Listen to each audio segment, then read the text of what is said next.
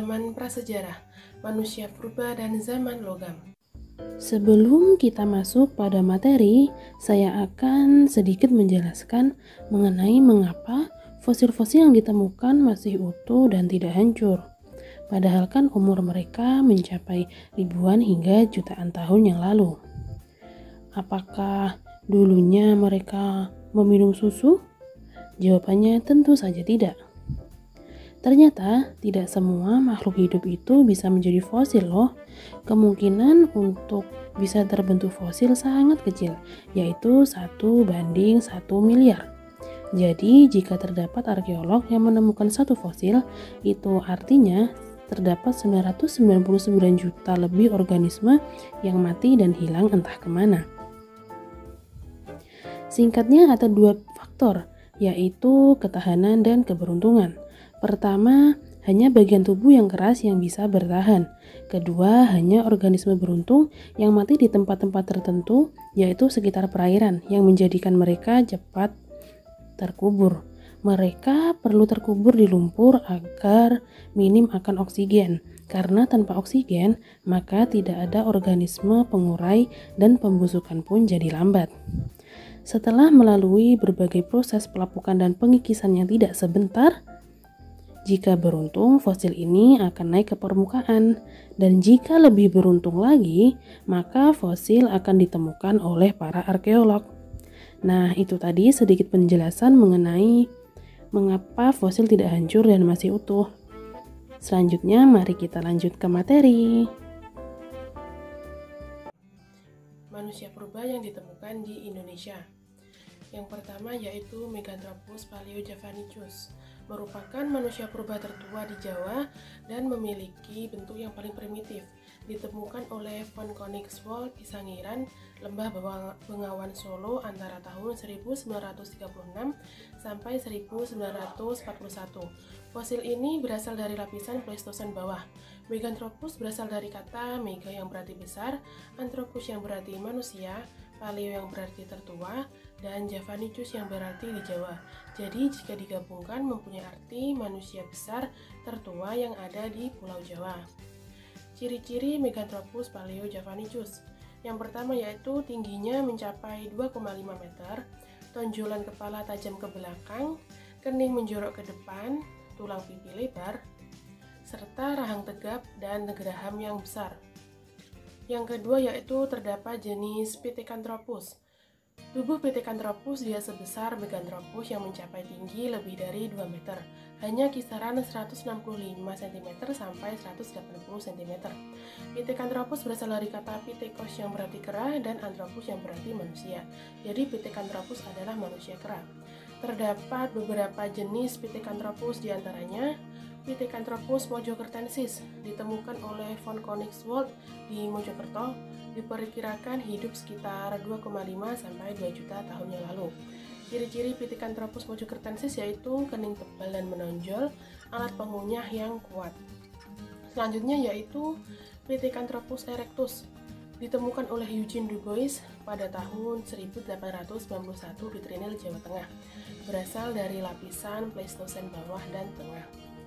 Ciri-ciri Pithecanthropus erectus yaitu 1. Hidung lebar dan leher tegak serta rahang menonjol ke depan.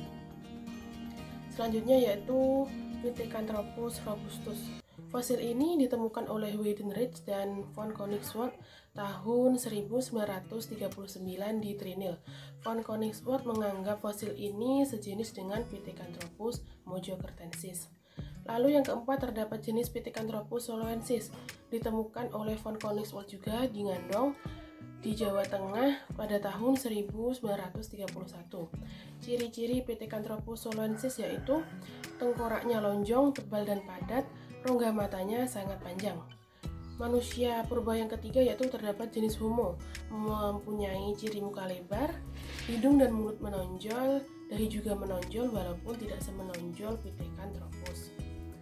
Terdapat beberapa jenis Homo, diantaranya Homo sapiens, ditemukan di Ngandong Blora dan Sambung Macan Sragen oleh Tirhar, Open North dan von Königswald, ditemukan pada tahun 1931 sampai 1933 di lapisan Pleistosen atas. Diperkirakan hidup sekitar 900.000 sampai 300.000 tahun yang lalu. Homo sapiens bisa diartikan sebagai manusia bijak atau pintar. Dikatakan demikian karena ia mempunyai pola pikir yang lebih maju sehingga bisa menyiasati alam dengan lebih mudah. Walaupun dari segi fisik ia lemah daripada jenis-jenis yang lain, ia menunjukkan karakter yang lebih berevolusi dan maju dengan rata-rata otak volumenya 1400 cc. Selanjutnya yaitu terdapat Homo wajakensis. Homo wajakensis ditemukan oleh von Königswald pada tahun 1990 di desa Wajak, Tulungagung. Fosil ini kemudian diteliti oleh Eugene Dubois. Jenis ini diperkirakan hidup sekitar 40.000 sampai 25.000 tahun yang lalu. Ciri-ciri Homo wajakensis yaitu mempunyai kapasitas otak 1630 cc, muka datar dan lebar, akar hidung lebar, bagian mulut sedikit menonjol, rahang bawah besar dan gigi yang besar, serta tinggi kira-kira 173 cm. Yang ketiga terdapat Homo floresiensis. Homo ini dikenal juga dengan sebutan manusia liang buah.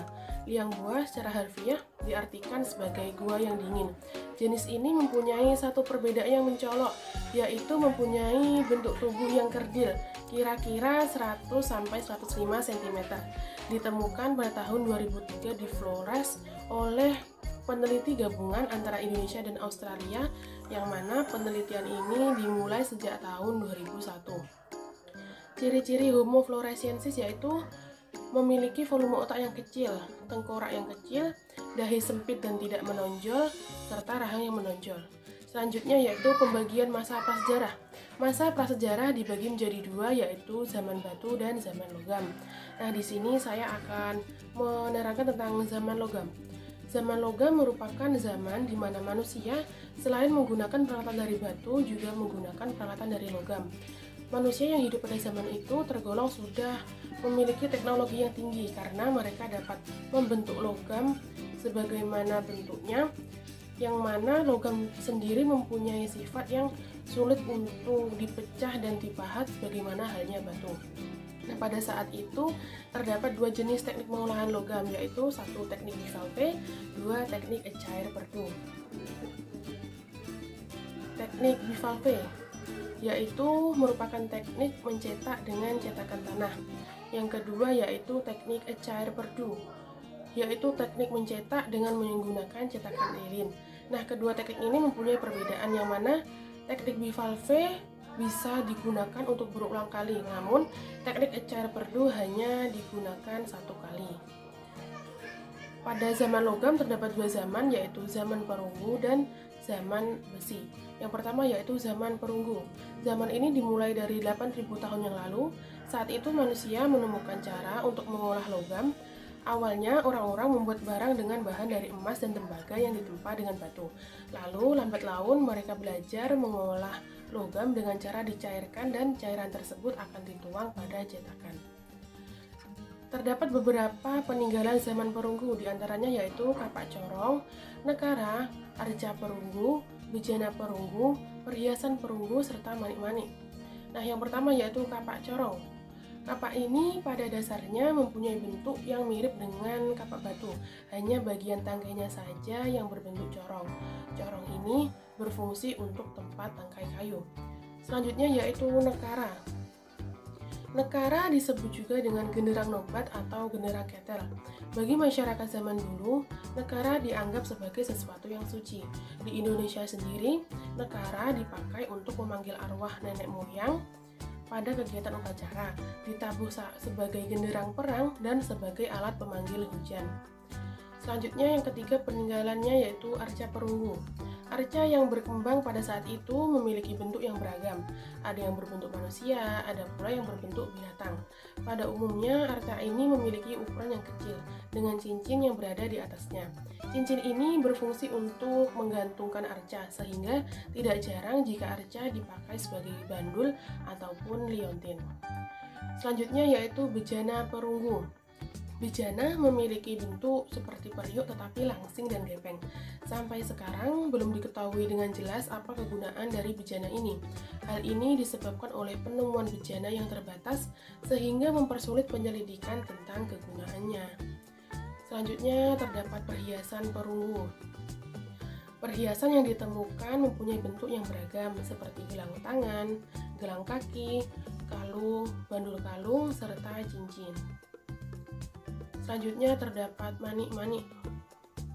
Manik-manik yang berasal dari zaman perunggu ini ditemukan dalam jumlah yang besar sebagai bekal kubur yang memiliki corak yang bervariasi.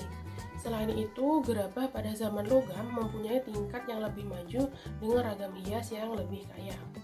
Selanjutnya kita akan membahas mengenai zaman besi. Pada zaman ini, manusia sudah bisa melebur besi menjadi alat-alat yang dibutuhkan, khususnya dipakai untuk senjata. Pada masa ini di Indonesia tidak banyak ditemukan alat-alat yang terbuat dari besi. Nah, beberapa alat peninggalan zaman besi diantaranya yaitu mata kapak, mata sabit, mata pisau, mata pedang, dan cangkul. Nah, sekian yang dapat saya sampaikan. Terima kasih sudah menonton videonya.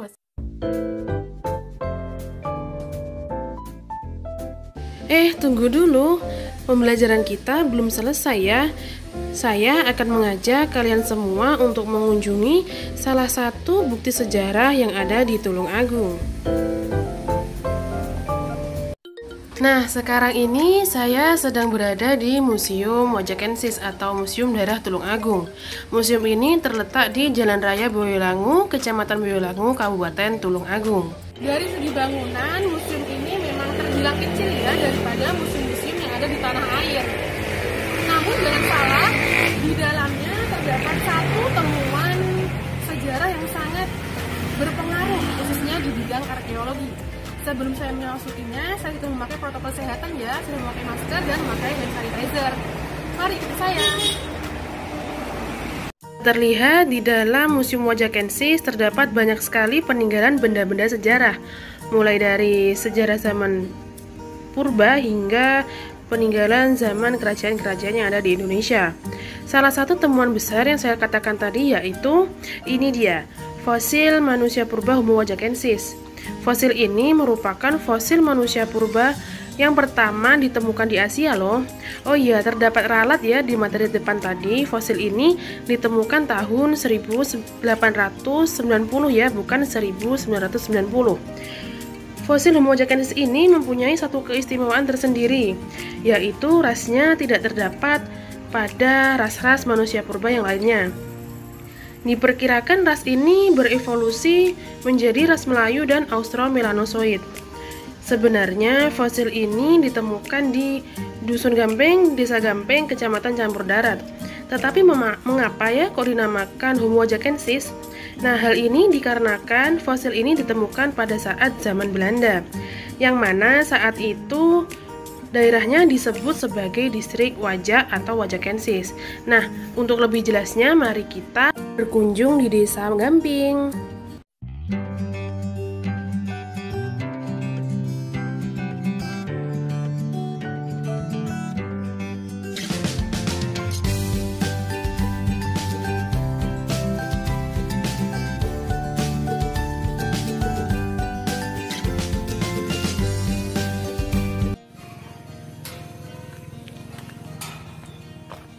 Untuk lokasi selanjutnya, saya sedang berada di Dusun Gampeng, Desa Gampeng, Kecamatan Campur Darat.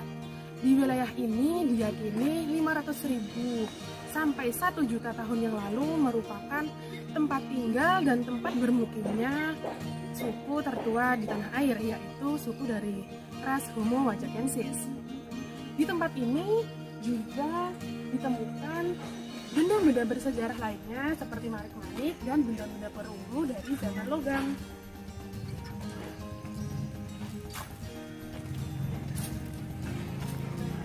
Di belakang saya sudah terlihat monumen dari Homo Wajakensis.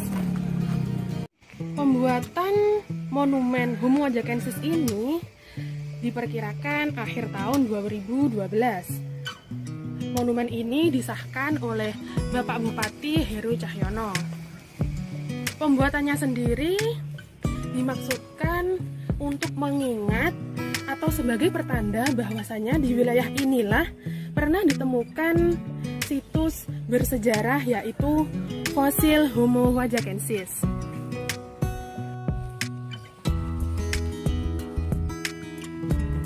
Nah, sekian dulu ya jalan-jalan sambil belajar kita. Jangan lupa mengerjakan soal teka-teki silang yang ada di deskripsi. Wassalamualaikum warahmatullahi wabarakatuh.